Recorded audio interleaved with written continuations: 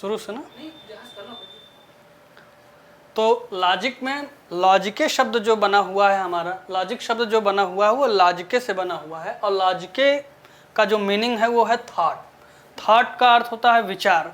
अब हम किसी भी जब कोई विचार देते हैं तो विचार देंगे कहाँ? विचार होगा वो हमारा तर्कवाक्य या वाक्य के रूप में। अब प्रश्न उठता है कि तर्कवाक्य व वाक्य क्या दोनों अलग अलग हैं? वाक्य और तर्कवाक्य में क्या अंतर है? तो सबसे पहले जानना जरूरी होगा कि वाक्य क्या है, तर्कवाक्य क्या है। आई.एम. कोपी कहते हैं कि every proposition is a sentence but every sentence is a not proposition. यहाँ से भी पता होता है कि वाक्य और तर्कवाक्य दोनों एक नहीं है। तो प्रश्न उठता है कि what is the difference between proposition and sentence? तर्कवाक्य और वाक्य में क्या अंतर है? तो जो तर्कवाक्य होगा वो तर्कवाक्य केवल वर्तमान कालिक होता है, जबकि वाक्य जो होता है वो तीनों कालों में होता है, भूत भविष्य और वर्तमान तीनों कालों में होता है। तर्कवाक्य जो होता है वो संज्ञा पद होते हैं, जबकि वाक्य में ऐसा कोई संज्ञा पद नहीं होता है। किसी भी वाक्य और तर्कवाक्य में 3 पद होते हैं, एक होता है उद्देश्य, दूसरा विधेय और तीसरा संयोजक।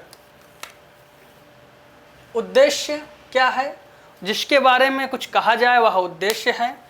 विधेय क्या है? उद्देश्य के बारे में जो कुछ कहा जाता है उसे विधेय कहते हैं। और उद्देश्य एवं विधेय के बीच जो संबंध होता है, जो संबंध स्थापित करता है, उसे संयोजक कहते हैं। जैसे कहा जाए कि मनुष्य मरणशील है, मनुष्य मरणशील है,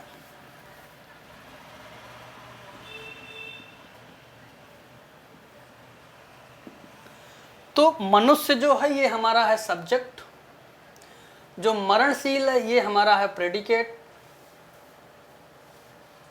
और जो ये मनुष्य और मरणशील में संबंध स्थापित कर रहा है वो है हमारा कॉपुला। सब्जेक्ट मीन्स उद्देश्य, प्रेडिकेट मीन्स विधेय और कॉपुला मीन्स संयोजक।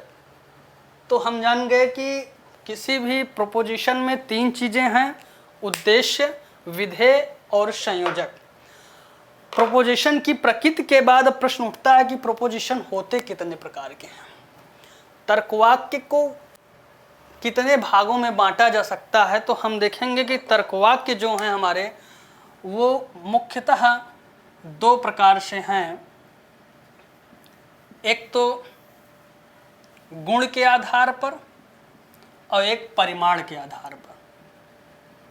गुण के आधार पर तर्कवाक्य 2 प्रकार के होते हैं, उनको कहते हैं स्वीकारात्मक और निषेधात्मक। परिमाण के आधार पर तर्कवाक्य 2 प्रकार के हैं, एक सर्वव्यापी है और दूसरा अंशव्यापी है, अर्थात affirmative, negative, universal and particular. जब हम इन चारों को मिला देते हैं तो ये हमारे तर्कवाक्य 4 प्रकार के बनते हैं। पहले तर्कवाक्य को कहते हैं सर्वव्यापी स्वीकारात्मक, सर्वव्यापी स्वीकारात्मक तर्कवाक्य। दूसरा तर्कवाक्य है हमारा सर्वव्यापी निषेधात्मक तर्कवाक्य।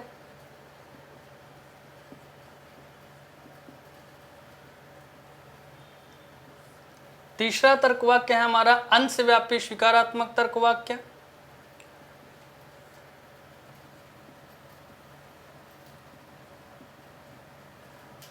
और लास्ट प्रोपोजिशन हमारा है उसको हम कहते हैं अंशव्यापी निषेधात्मक तर्कवाक्य।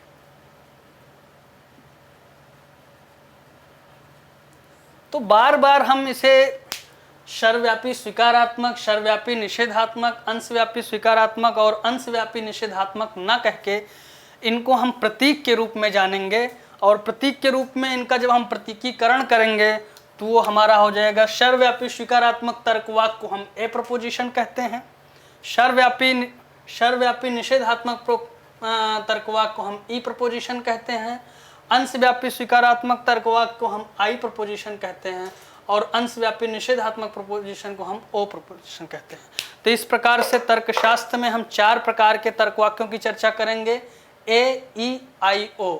ए मीन्स सर्वव्यापी स्वीकारात्मक प्रोपोजिशन या तर्कवाक्य, ई सर्वव्यापी निषेधात्मक तर्कवाक्य, आई सर्वव्यापी स्वीकारात्मक तर्कवाक्य और ओ अंशव्यापी निषेधात्मक तर्कवाक्य। तो इन तर्कवाक्य की चर्चा के बाद अब प्रश्न उठता है कि इन तर्कवाक्यों में संबंध क्या है।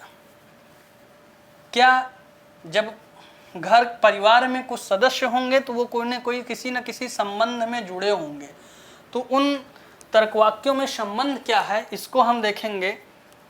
तो इसके लिए हम ट्रेडिशनल स्क्वायर ऑफ अपोजिशन की चर्चा करते हैं।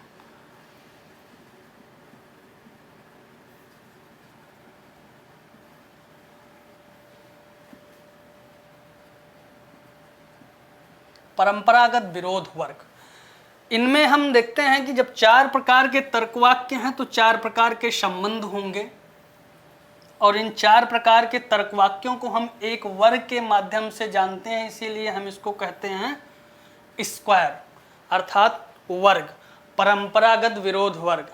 परंपरागत विरोध वर्ग है क्या? तो जो ये वर्ग का ऊपरी सिरा है यहाँ पे हम दोनों तर्कवाक्यों को सर्वव्यापी रखेंगे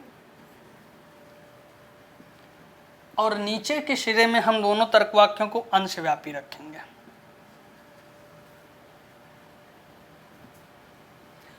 अपने लेफ्ट साइड में हम जो तर्कवाक्य का गुण होगा उसमें हम स्वीकारात्मक रखेंगे और राइट साइड में निषेधात्मक, इसी प्रकार से नीचे निषेधात्मक और इधर स्वीकारात्मक। सर्वव्यापी स्वीकारात्मक तर्कवाक्य कौन सा है? ए। सर्वव्यापी निषेधात्मक तर्कवाक्य कौन सा है? ई। अंशव्यापी स्वीकारात्मक तर्कवाक्य कौन सा है? आई। और अंशव्यापी निषेधात्मक तर्कवाक्य कौन सा है? ओ। इस प्रकार हमारे पास 4 प्रकार के तर्कवाक्य आ गए, ए, ई, आई, ओ। इनमें संबंध क्या है? तो पहला संबंध जो हमारा है उसको हम कहते हैं व्याघात का संबंध। व्याघात, व्याघात का संबंध।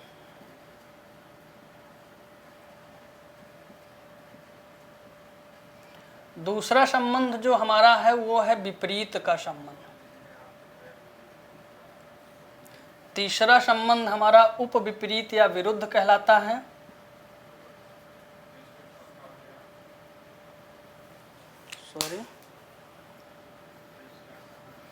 उपविपरीत या विरुद्ध।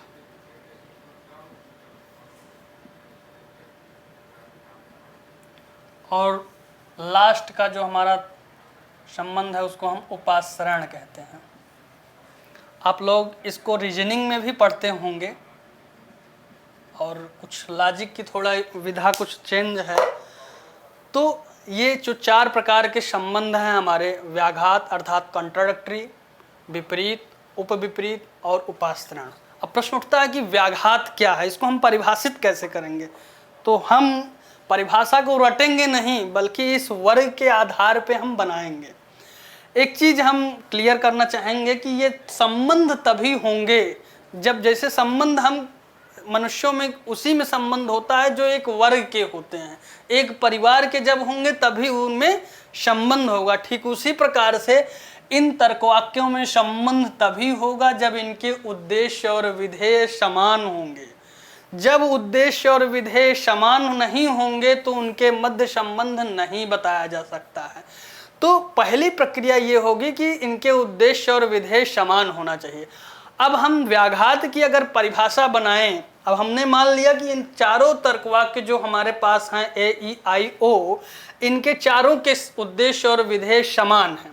अब हम अगर व्याघात तर्कवाक्य या व्याघात संबंध की जब को परिभाषित करेंगे तो हम कहेंगे कि व्याघात संबंध वह संबंध है, या दूसरे तरह से कहें कि समान उद्देश्य और विधेय वाले वे दो तर्कवाक्य, समान उद्देश्य और विधेय वाले वे दो तर्कवाक्य जिनके गुण और परिमाण, जिनके गुण और परिमाण दोनों भिन्न भिन्न होते हैं, उनके मध्य का संबंध क्या होता है?